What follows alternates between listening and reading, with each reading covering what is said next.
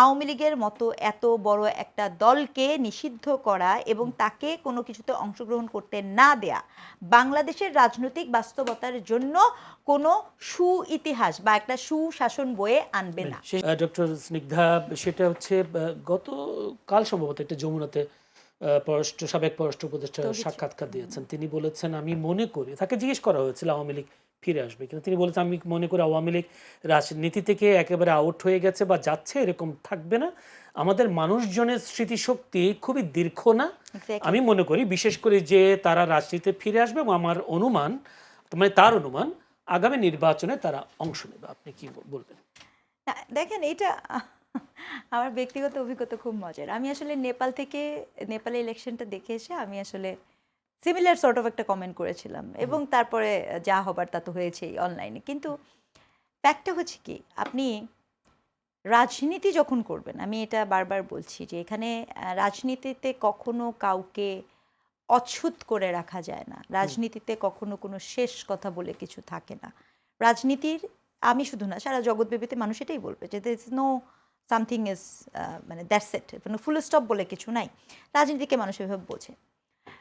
এখন আপনি আমাকে যদি জিজ্ঞেস করেন, আমি আপনাকে মানে যেটা আমার কাছে খুব স্পষ্টত সেটা হচ্ছে যে এখানে আওয়ামী লীগ যে তার কোনো ভুলই দেখে না, হ্যাঁ, কোনো দোষ দেখে না, সে সকল কিছু কনস্পিরেসি থিওরি দিয়ে ব্যাখ্যা করার চেষ্টা করছে। মেটিকুলাস ডিজাইন, হ্যাঁ, মেটিকুলাস ডিজাইন তো ইউনূস সাহেব বলে আমাদেরকেই ছোট করে ফেলছে। I am very sorry to say, it's not suppose to be. Doctor Yunus যে চিন্তাভাবনা থেকে বলেছেন, হয়তো সেই চিন্তাভাবনা থেকে আওয়ামী লীগ অন্যভাবে নিচ্ছে। হ্যাঁ, অবশ্যই না, ডক্টর ইউনূস যে চিন্তা থেকে বলুক, দেখেন আমি একদম এই শব্দ আমাদেরকে মানে ওনার শব্দ ভীষণ ড্যামেজ করেছে। আকাঙ্ক্ষার যে প্রকাশ, সেটার কারণে আমাদের উল্টো ভালো জায়গায় খারাপ হয়েছে, মানুষ মিসআন্ডারস্ট্যান্ড করেছে।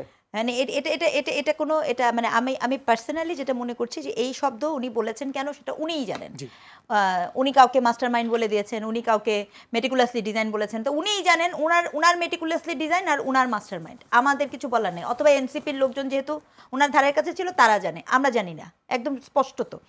কিন্তু এই কথা বলার পরে আওয়ামী লীগ কী করেছে? আওয়ামী লীগ এটাকে পুরো একটা কনস্পিরেসি থিওরি বানিয়েছে। ঠিক আছে, হতে পারে, হতে পারে না আমি একদমই বলবো না। আমার অভিজ্ঞতা এখন সেটা একদমই বলে না। কারণ আপনার বাণিজ্য চুক্তি যখন আমি দেখি, মার্কিন বাণিজ্য চুক্তিটাকে যখন আমি দেখি এবং সেটা নিয়ে যখন আমি নীরবতা দেখতে পাই সকল পক্ষের, তখন আমার কাছে একজন শিক্ষকের জায়গা থেকে বিষয়টা কোনোভাবেই স্বাভাবিক বলে মনে হয় না, স্পষ্টত।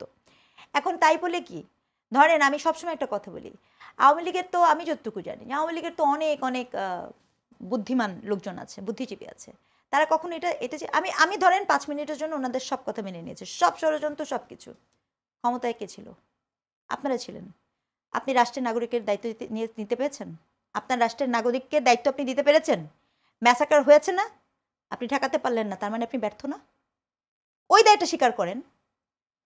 আপনার মানুষ মারা যাচ্ছে, আপনার ম্যাসাকার হচ্ছে, আপনার মন্ত্রণালয়, আপনারই, ওনাদের তত্ত্বেও যদি আমি যাই, ওনারা এটা স্বীকার করবেন না কেন? মানে এটা কেমন কথা হলো? আপনি একটা রাষ্ট্র শাসন করবেন, আপনি বলবেন না না ওরা ষড়যন্ত্র করছে। এটা কি চলছে, ব্রিটিশ প্রাক উপনিবেশিক যুগ চলছে যে আমি বলবো যে সব ইংরেজদের ষড়যন্ত্র, আর আমি বইয়ের মধ্যে পড়ছি না? গল্পটা তো এরকম হয় না কখনো। আপনি রাষ্ট্র ক্ষমতায় আছেন, আপনি রাষ্ট্র ক্ষমতায় নিরাপত্তা দিতে পারেন, আপনি কি সেই দায়টাও কি স্বীকার করেছেন? উত্তর হয়েছে না। উপরন্তু আপনারা কি করেছেন? আওয়ামী লীগ যেটা করেছে, তারা অনলাইনে চলে গেছে, যাওয়ারই কথা। আবার এদিক থেকে আপনারা কি করেছেন, আমরা কি করেছি, আমরা সবাই মিলে তাকে নিষিদ্ধ করেছি, ভুল করেছি একদম। মানে আমি আমার জায়গাটা শিক্ষক হিসেবে যেটা বলার কথা আমি সেটা বলছি। কিন্তু এখন সমস্যা হয়েছে কি, কোনো কথা কারো পক্ষে গেলে অমুক অমুক বানায় দেয়, তমুকে তমুক বানায় দেয়। আমি নিজেও জানি না আমি কোন দলের, অবস্থাটা এরকম জায়গায় দাঁড়ায় গেছে। ঠিক আছে, তো ফ্যাক্টটা হচ্ছে কি, আপনি এখানে নিষিদ্ধ করেছেন। নিষিদ্ধ করাকে আমি সবসময় খুব ক্রিটিক্যালি দেখি, কারণ আপনি নিষিদ্ধ করলে কখনো নজরদারিতে রাখতে পারবেন না, জবাবদিহিতা, অ্যাকাউন্টেবিলিটি সুযোগ থাকবে না, এবং তার কাছে অনেক সুযোগ তৈরি হয়। ভালো কথা। নিষিদ্ধ করে রাখার পরে আওয়ামী লীগের যেটা ওনাদের অনলাইন অ্যাক্টিভিটি যদি দেখেন, এটা আমার বলতে কোনো দ্বিধা নাই।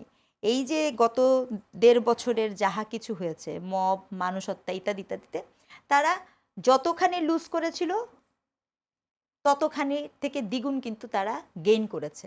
কি? মানুষের আস্থা। এটা কেউ মানবে না, না মানে সেটা আমার মাথার ভিতরে বিষয় না। মানুষের আস্থা অর্জন করতে যাচ্ছে স্লোলি, কারণ আপনি আপনি দেখছেন কি আপনার আপনার আপনার বেকারত্ব বেড়ে গেছে। যিনি বেকার ছিল সে কি ভাবছে? আরে সে কি আসলে চিন্তা করে? সে চিন্তা করে আগে তো আমি কাজ করে খাইতে পারতাম, এখন তো আমি কাজ করে খাইতে পারি না। সেটা ভাবে নাই। আগে চাঁদা দিতাম একজনকে, 2 বছরে চাঁদা দিছি 4 জনকে। হ্যাঁ, আগে আমি জানতাম যে অমুককে চাঁদা দেওয়া যায়, ঠিক আছে, এখন এটা এটা। কিন্তু আবার আওয়ামী লীগের এটাও আমি বলি, সে এতই হিংসাত্মক, এটাও আমি বলছি, মানে যতটুকু গেইন করে আবার ততটুকু ব্যাক করে, বুঝতে পারছেন? মানে 2 কদম আগে 3 কদম পিছায়। এটা আওয়ামী লীগের অবস্থাটা এরকম। কারিনা মারা গেলেন, একটা মানুষ মারা গেছে, তারপরে যেই নির্লজ্জপনা, যেই জঘন্য চর্চা তারা করেছেন, ওই যে যাহা কিছু আমি আপনাকে বললাম আস্থা অর্জন করছে, আবার ফিউজ হয়ে যায়। তো আওয়ামী লীগের অবস্থা কিন্তু এখানে, এবং সে কিন্তু যথেষ্ট বেসামাল অবস্থায় তার অভ্যন্তরে আছে। কাজেই সে ফিরবে কি ফিরবে না এটা আরেকটা লাভ। একটা লাভ হচ্ছে তার অভ্যন্তরীণ অনেক ঘাটতি আছে, যেটা আমি বলতে চাই। আরেকটা লাভ যেটা আমি বলতে চাই, বাংলাদেশের রাজনৈতিক কনটেক্সটে যে বাস্তবতা ঠিক এই মুহূর্তে কাজ করছে, সেই বাস্তবতা আমি আগেও বলেছি, আমি আবারও বলছি, আওয়ামী লীগের মতো এত বড় একটা দলকে নিষিদ্ধ করা এবং তাকে কোনো কিছুতে অংশগ্রহণ করতে না দেয়া বাংলাদেশের রাজনৈতিক বাস্তবতার জন্য কোনো ইতিহাস বা একটা সুশাসন বয়ে আনবে না। সেই সাথে একটা প্রশ্ন করে রাখি, সেটা হচ্ছে এই যে 1400 মানুষ জাতিসংঘের তথ্য মতে মারা গেলেন বা খুন করা হলো, সেই ক্ষেত্রে আওয়ামী লীগের পক্ষ থেকে বা নেতাকর্মীদের বা পক্ষ থেকে, বিশিষ্ট নেতাদের পক্ষ থেকে কোনো ধরনের অনুশোচনা কি আপনি দেখেছেন কিনা? আপনি কোনোদিন জামাতকে অনুশোচনা করতে দেখেছেন? না।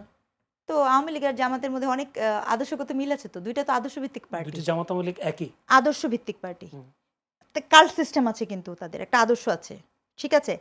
আর সবচেয়ে বড় কথা, আওয়ামী লীগের রাজনীতি হচ্ছে সে যখন এটা বলবে, সেটা তো সে এখন বলবে না, সেটা সেটা বলবে সে। আমি আপনাকে এটাও বলে দিচ্ছি, আজকের ডেটটা লেখেন, শোটা লেখেন, তারিখটা লেখেন, যদি বেঁচে থাকি আমি এবং আপনি। হ্যাঁ, আপনার মনে নেই 96-তে আওয়ামী লীগ বলেছে না? ক্ষমা করে দেন, আওয়ামী লীগও আসবেও, বলবেও, কিন্তু এখন বলবে না, এখন বলবে না, নির্বাচন আসতে দেবে। নির্বাচন আসুক। হ্যাঁ, ধন্যবাদ হাওয়ায় বলবে। হুমায়রা নূর। তহিদ, পররাষ্ট্র উপদেষ্টা তহিদ হোসেনের কাছে জিজ্ঞেস করা হয়েছিল প্রশ্ন যে জুলাই অভ্যুত্থানে ডিপ স্টেট সক্রিয় ছিল কিনা। সে প্রশ্নের জবাবে তিনি বলেছেন, ডিপ স্টেট পৃথিবীতে সব ঘটনার সাথে জড়িত থাকে, ডিপ স্টেট যুক্ত হয় তবে স্রোতের বিপক্ষে নয়, তারপরে তারা সেটিকে ম্যানিপুলেট করে। আপনারা তো সম্মুখ সারির যোদ্ধা ছিলেন জুলাই, কোনো ডিপ স্টেটের কোনো হদিস আপনাদের কাছে ছিল কিনা বা ডিপ স্টেট সম্পর্কে জানতেন কিনা? সমস্যা হচ্ছে এই ছাত্র জনতারা এই ডিপ স্টেটের রাজনীতিটা ওই সময়ে তারা জানার কথা না, বরং বিদ্যমান যে রাজনীতিবিদরা তারা এই খেলায় সম্মুখ সারির রোল প্লে করেছে ওই ডিপ স্টেটের সাথে সংযোগের ক্ষেত্রে। এটাই আমি মনে করি। তার এই জন্যই কারণ যে পার্লামেন্টে বসে যখন জনাব আন্দালিব রহমান পার্থ বলেছে যে ইট ওয়াজ প্ল্যান, যে আমরা সামনে থাকবো না, ওরা সামনে থাকবে। তো আমি অ্যাট টাইমস আমার মনে হয় যে এখন যখন ওরা এই অভ্যুত্থানের দাবিদার হিসেবে নিজেদেরকে দাবি করে, তখন হয়তো ওনারা মনে করে যে ওদেরকে ইউজ করলাম, ইউজ করছি, ইউজ করা শেষ, তো কি হয়েছে, এখন ওরা কেন এত চিল্লায়, ওদের রাজনীতি করার কোনো অধিকার নাই। এবং রাজনীতি করার অধিকার ওই ডিপ স্টেটের সাথে সংযোগ, তাদের সমস্ত প্ল্যানিং তারা করেছে বলে তারা যখন দাবি করে, তখন মনে হয় যে এই যে জুলাইয়ের ভাগাভাগি, জুলাইয়ের কৃতিত্ব নিয়ে ভাগাভাগি, এই ভাগাভাগির কারণেই কিন্তু আওয়ামী লীগ প্রাসঙ্গিক হয়ে উঠছে। আপা যেটা বললেন যে আওয়ামী লীগকে নিষিদ্ধ করা, এটা উনি সমর্থন করেন না। আওয়ামী লীগকে কিন্তু দল হিসেবে নিষিদ্ধ করা হয় নাই, এটা একটা ভুল মেসেজ। আওয়ামী লীগের কার্যক্রমকে নিষিদ্ধ করা হয়েছে। এবং আমার যেটা আমি একটু আগেও বলেছি, আবারও বলেছি, একটা বার আওয়ামী লীগ দলগতভাবে তারা বলুক যে তারা যা করেছে তারা ভুল করেছে, তারা কি বলেছে? আওয়ামী লীগের কোনো সমর্থক দিলেন জামাত তো চাই নাই ভুল, না না, জামাতের সাথে তুলনা, জামাতের সাথে যে তুলনা করেন, জামাতকে আপনি আমি অনেকবার বলতে শুনেছি যে 71-এ তাদের যে রোল ছিল সেই রোলের জন্য তারা অনুতপ্ত, তাদের সেই ভূমিকার জন্য বলছি আপা, বলছি জামাত এই কথা বলেছে। এবং জামাতের আগের জেনারেশন যারা বাংলাদেশি ছিল না, তারা এবং এই বাংলাদেশি জেনারেশন, তাদের মতাদর্শে অনেক পার্থক্য আছে। ওই অভ্যুত্থান থেকে শুরু করে এখন পর্যন্ত রাজনীতির মাঠে এই জেনারেশনের সাথে চলাফেরা করে ওইটুকু অনুধাবন করতে পেরেছি। তারপরেও আমি তাদেরকে ইন্ডেমনিটি দেওয়ার পক্ষে না। ওইটা তো সংসদে যখন আইনটা পাশ হয় তখনই আপনারা দেখতে পেয়েছেন। কিন্তু সেই জায়গায় আপনি জামাতের সাথে আওয়ামী লীগের তুলনা করতে পারবেন না। জামাত পাকিস্তানিদের সাথে মিলে, পাকিস্তানি যারা ছিল তারা মানে বাংলাদেশিদের হত্যা করেছে, আর আওয়ামী লীগ তো খুদ নিজের দেশের মানুষকে হত্যা করেছে, নিজের মানুষদেরকে নির্বিচারে। আপনি জানেন আওয়ামী লীগের অনেক পরিবারের, এই যে একজন ছোট্ট একটা ছেলেটার নামটা আমি ভুলে গিয়েছি, ওরা 18 হয়নি, ওই ছেলেটাকে যে গুলি করে মারা হলো, ওর পুরো ফ্যামিলি আওয়ামী লীগ করে? আওয়ামী লীগ কি একজন পুলিশ কর্মকর্তা, তার ছেলেকে হত্যা করা হয়েছে, সে তো এই দেশের আইন শৃঙ্খলা বাহিনীর একজন রক্ষাকর্তা, তার ছেলেকেও তো এইভাবে নিহত হতে হয়েছে। তাহলে আপনি কি জবাব দিবেন, কার কাছে জবাব দিবেন? এই মা বাবাগুলো তো আপনার দল করতো, এই মা বাবাগুলো তো এই দেশের মানুষের রক্ষার দায়িত্বে ছিল, তাদের কাছে আপনার জবাব আছে?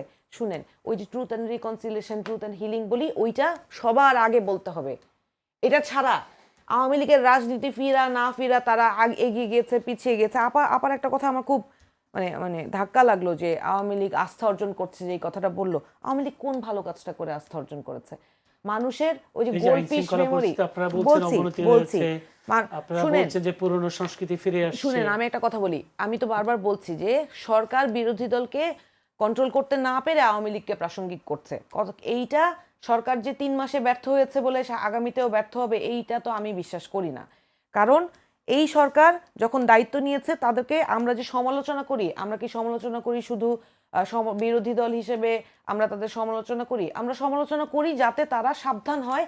এবং আপনি মনে করেন আমাদেরকে তারা দমাইতে এখন মিথ্যা মামলা দেয়া, ওই যে আরাফাত বলেছিল না যে এই জুলাই আন্দোলনকারীরা, আরাফাত সাহেবই তো বলছিল না, নওফেল সাহেব, যাই হোক, তাদের দুজনের একজন বলেছিল যে এই যে যারা জুলাই আন্দোলনে অংশগ্রহণ করে এরা সবাই মাদকাসক্ত।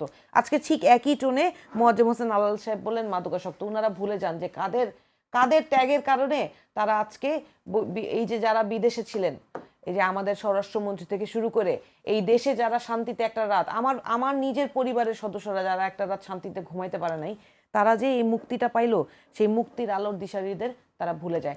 কিন্তু এই সরকার, আমি সরকারকে অনুরোধ করে বলবো যে খাল কেটে কুমির আইনেন না, ওই কুমির আপনারা সামলাইতে পারবেন না। অসংখ্য ধন্যবাদ। আমার কাছে একদম সময় শেষ, একটি প্রশ্ন করে শেষ করতে চাই, যদিও একদম খুব ছোট্ট করে। আর একটা জিনিস আমি জাস্ট একটা কথা যেটা বলতে চাচ্ছিলাম, দুঃখিত, আমি সরি টু ইন্টারাপ্ট, সেটা হচ্ছে আওয়ামী লীগের উপর মানুষের বিন্দু মাত্র আস্থা ফেরার কোনো কারণ নাই। আওয়ামী লীগের যারা সমর্থক ছিল তারা হয়তো চুপ করে আছে, হয়তো বলতেছে না যে আওয়ামী লীগ অন্যায় করেছে, বিকজ ওরা ওই যে ধর্মের বিশ্বাসের মতো আওয়ামী লীগের বিশ্বাস, কিন্তু তারা অনুধাবন করে, বলে না। আওয়ামী লীগ যে তাদের নিজেদের পকেটের কত হাজার কোটি টাকা লুট করে বিদেশে পাচার করে এখন ওখানে বিলাসী জীবনযাপন করছে, কাউকে লাগবে না। ওই নারায়ণগঞ্জের ওই ভদ্রলোক আছে না, মাফিয়া শামীম ওসমান, এই ভদ্রলোকের যে জীবনযাপন বিদেশে, ওইটুক দেখলে আওয়ামী লীগের যারা এখনো ওই যে আপা বললেন আস্থা, ওই আস্থার জায়গা ওদের সব বেলুনের মতো। ধন্যবাদ।